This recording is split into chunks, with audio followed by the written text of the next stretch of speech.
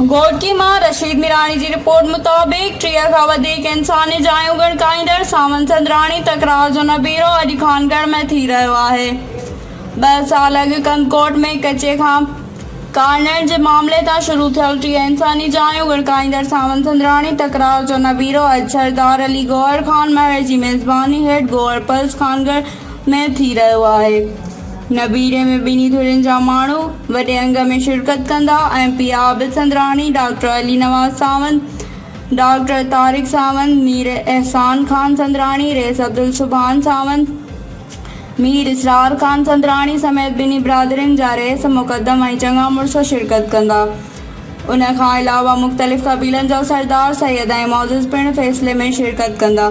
फ़ैसिले में शहीद प्रोफेसर अजमल सावंत जे क़त्ल वारे वाक़िए खे अलॻि नमूने नबीरो वेंदो, जॾहिं त सावन चंद्राणी तकरार में 30 खां वधीक माण्हू क़त्ल थी चुका आहिनि, 40 खां वधीक ज़ख़्मी थी चुका आहिनि, जॾहिं त तकरार में मुल्क ऐं थीम बिरादरी जा 4 ॼणा भी गोलियूं लॻण सबबि क़त्ल थी चुका आहिनि। सावन चंद्राणी तकरार ऐं नबीरे जा मेज़बानी जा इंतज़ाम गौहर पुलिस खानगढ़ मुकमल कया वेंदा आहिनि, जॾहिं त पुलिस पिणु सिक्योरिटी प्लान जोड़े छॾियो आहे।